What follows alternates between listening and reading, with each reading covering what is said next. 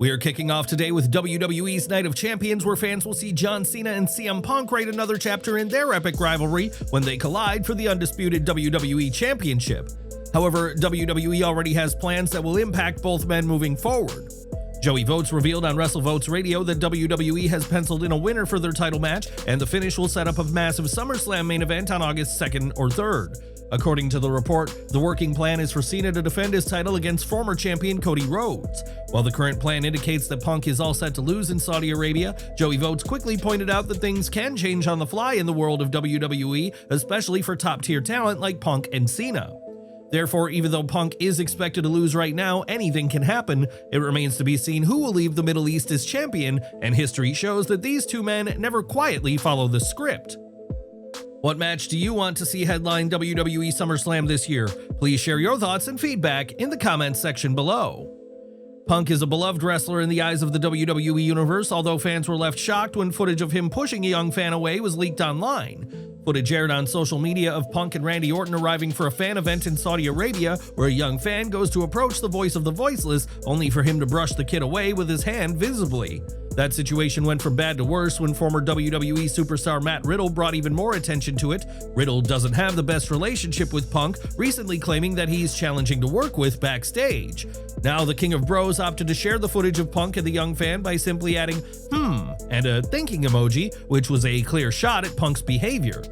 Fans haven't seen Roman Reigns since the post-WrestleMania 41 episode of Raw when Seth Rollins and Braun Breaker destroyed him.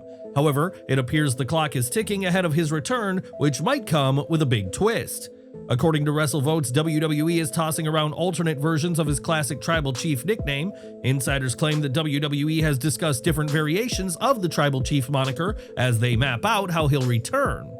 Reigns was recently spotted taking photos with fans in Hollywood, Florida, with the former Bloodline leader simply biding his time to make his return at the right moment. With SummerSlam right around the corner, it appears the time could be now. His name has popped up internally in recent weeks, with WWE looking to finalize details on his latest comeback to add another major main event star to the roster. Potentially refreshing his character would be a welcome change at this point, and would feel fitting after he lost control of his dominance in WWE and dropped out of the title scene.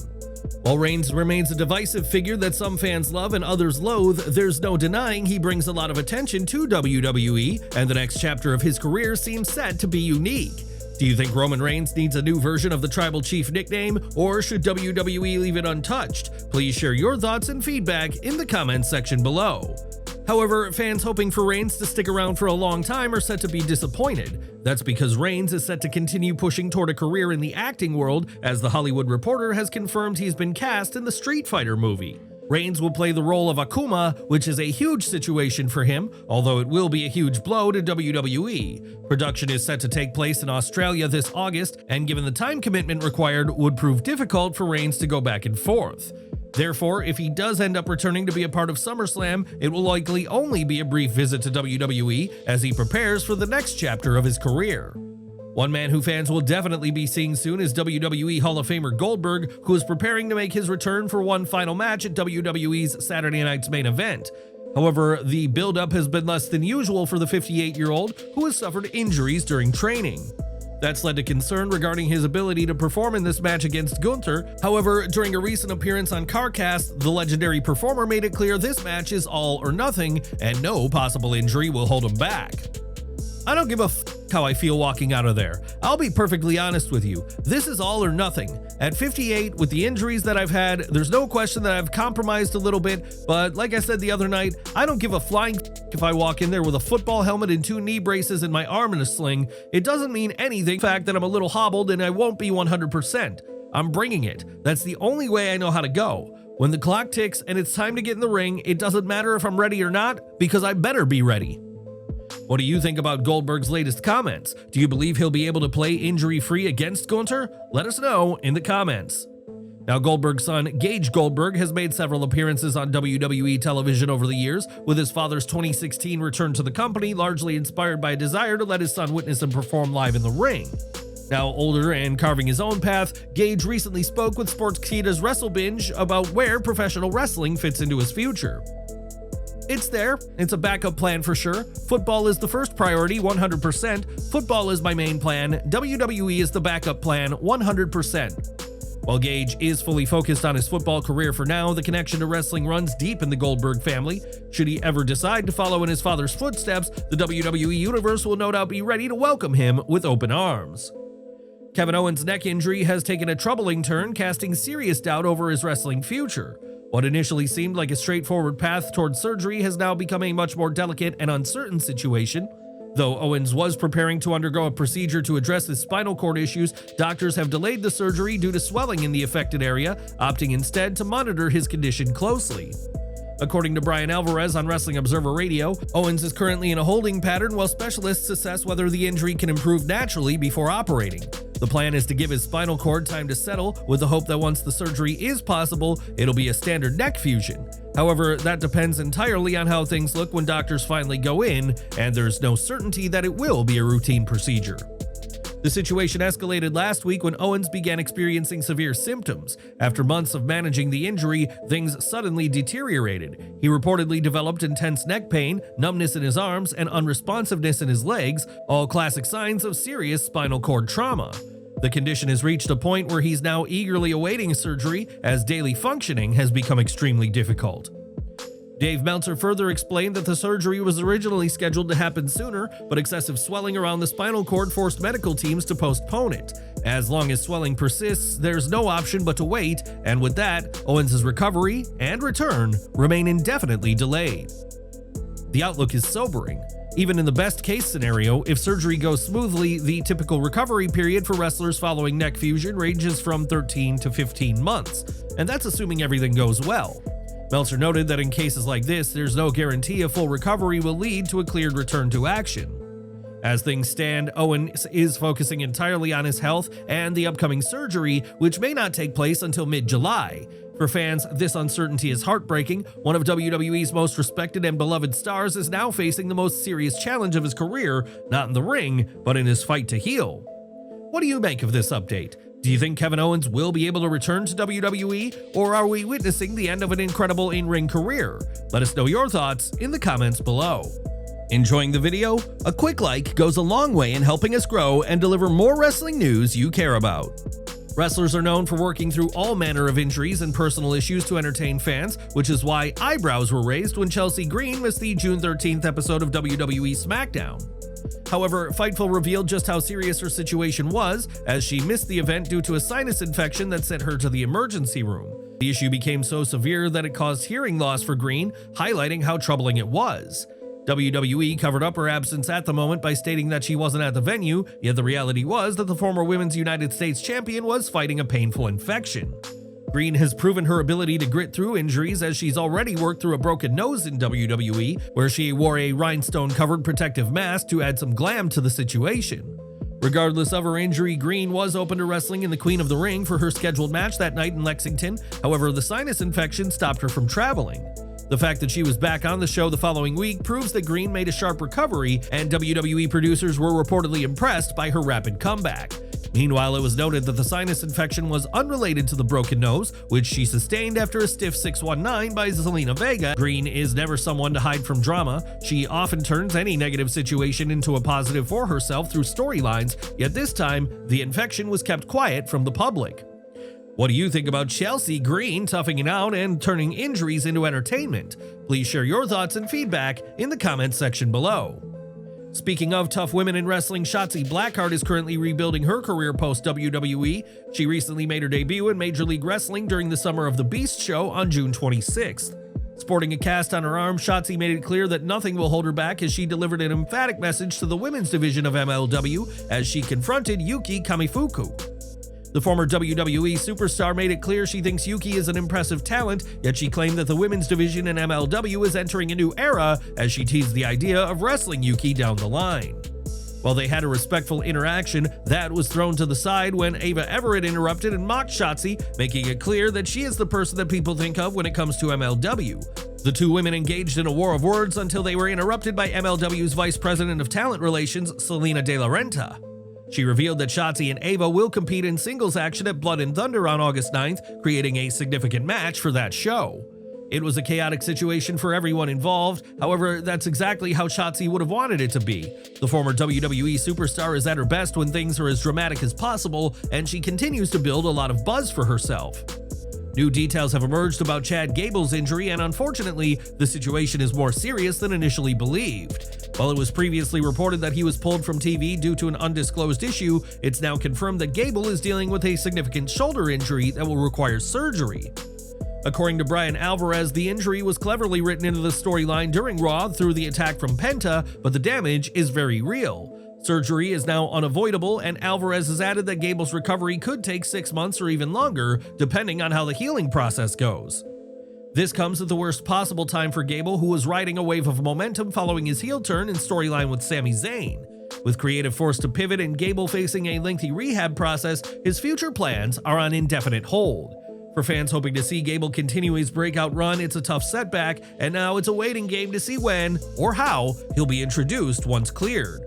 Another former WWE superstar looking to make their mark in the world of wrestling away from the spotlight is Cedric Alexander, as he has now officially debuted in TNA Wrestling on the June 26th broadcast. That moment came in a wild scenario with Mustafa Ali defeating John Skyler in a call to arms match. Yet after the match, Ali opted to ditch his own faction, Order 4. He shockingly attacked Skyler and Jason Hotch, with the situation escalating quickly.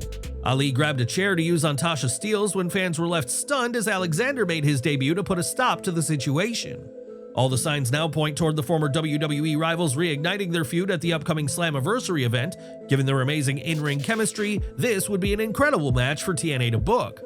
The surprises didn't end there on the latest episode of TNA Wrestling. Jayne also appeared unexpectedly as WWE's relationship with the company strengthens. Ash by Elegance looked to create an epic moment for herself as she won the Knockouts Battle Royal to earn a future TNA Knockouts title shot against Masha Slamovich, and the champion made her presence known after the match. However, while the two TNA stars were building their upcoming match with a tense showdown, Jayne turned up in a shocking moment. The NXT star appeared with her own title, seemingly teasing the idea of a triple threat match. It proves that NXT and TNA are nowhere near done working with each other, highlighting just how unpredictable both shows are right now, ushering in one of the most exciting eras of wrestling for fans.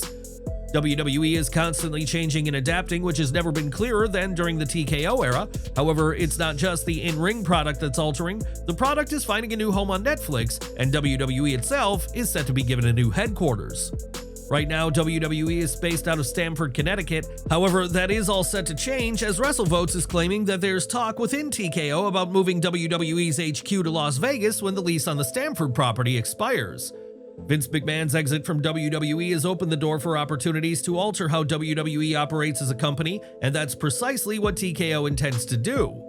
WWE only moved into their current state-of-the-art headquarters in 2024, featuring a huge gym used by WWE superstars and countless training rings. However, Las Vegas is becoming a hotspot for sports and entertainment, and TKO is looking to tap into that. With the company having already changed its WrestleMania 42 plans to return to Las Vegas for a second year in a row, it's clear WWE understands the value and appeal of the tourist hotspot. Now it seems that WWE will make the iconic Sin City their permanent home. Speaking of injuries, one Hall of Famer currently on the shelf is Rey Mysterio. He's been out of action since WrestleMania 41 weekend when he suffered a groin tear that cost him an appearance at the grandest stage of them all. Mysterio revealed to La Platica that he suffered the injury by trying to chase his opponent under the ropes as he heard a ripping noise in his leg when he pushed off, proving that the simplest of things can sometimes cause the most significant impact. The injury led to Rey Fenix replacing him at WrestleMania 41 against El Grande Americano, but fans might not have to wait too long before the master of the 619 is back doing what he does best. Mysterio confirmed he started his physical therapy, though he's also busted his eardrum, which he had fixed during his time away. Fortunately, that hasn't set him back, and Mysterio confirmed he hopes to be back by August. Logan Paul opened up about his progress after sustaining a shin injury during the Money in the Bank Premium Live event. Paul spoke about the situation during his vlog, confirming the injury came during his moonsault on Jey Uso. The YouTuber revealed that his hematoma is healing well, with the swelling going down even though it still hurts to touch. Even though the move caused him an injury, Paul also made it clear he's willing to do the move again when the time is right, showcasing nothing is going to hold him back in WWE. Deonna Purrazzo is starting to let her frustration show, especially when it comes to her current AEW run and the lack of time she's been given on television. The former Knockouts and ROH Women's Champion recently appeared on Muscle Memory, where she openly spoke about her return to Ring of Honor in a match against Ashley Vox. That moment wasn't just a regular appearance for her, it felt meaningful. She sees ROH as a place that shaped her early years in the business, calling it her true home in wrestling. But her absence from AEW since February has raised questions, and Deonna knows it. She confirmed that discussions have taken place with AEW President Tony Khan, and while there have been ideas floated, like including her in the ROH Women's Pure Title Tournament, nothing has lined up just yet. Delays with the belt and creative timing have kept her from being featured more regularly. For Deonna, the biggest challenge has been staying relevant without consistent screen time. She believes AEW fans still don't fully grasp what the Virtuosa persona is all about. A key misstep in her view was failing to explain the meaning behind the character when she first arrived. That made it harder for audiences to connect with her despite her in-ring experience. She also acknowledged that in today's wrestling world where new content drops almost daily, it's easy to fall off the radar if you're not constantly featured. Even after over a year in AEW, she feels like she's still trying to break through to the fan base. I want to keep consistent with the AEW audience. I want them to get to know the Virtuosa because I feel like, even though I'm a year and a half in, they still don't necessarily understand what I'm all about. We didn't explain to the AEW audience right away what the word Virtuosa meant, and I think that's something I've struggled with my entire career. Is AEW wasting a top-tier talent in Deonna Purrazzo, or is there still time for her to make her mark? Share your thoughts in the comments section. We're ending with an interesting AEW update, as fans attending those holiday shows might also be treated to a glimpse of a new set of titles, as Bodyslam.net has reported that AEW has already created 2 new sets of tag team titles that have not been shown on TV yet. One of the concepts is for intergenerational tag team titles, which is designed to be an exclusive father and son tag team idea. This has been thought of due to Christian Cage and Nick Wayne's partnership and Billy Gunn's involvement with the Acclaimed. AEW also had plans to bring in legendary duos such as Ricky and Kerry Morton and Kevin Von Erich. There was also talk of Jurassic Express reuniting, although it's unclear if that was linked to these titles. Cage and Wayne were officially going to face the Hurt Syndicate, which would have had a betrayal angle as part of a long-term plan. However, those aren't the only titles AEW has made, as the company has also finalized women's tag team titles, although they have been on the shelf for over a year now. Right now, that's the case with both sets of titles, and it's unknown if they'll ever see the light of day.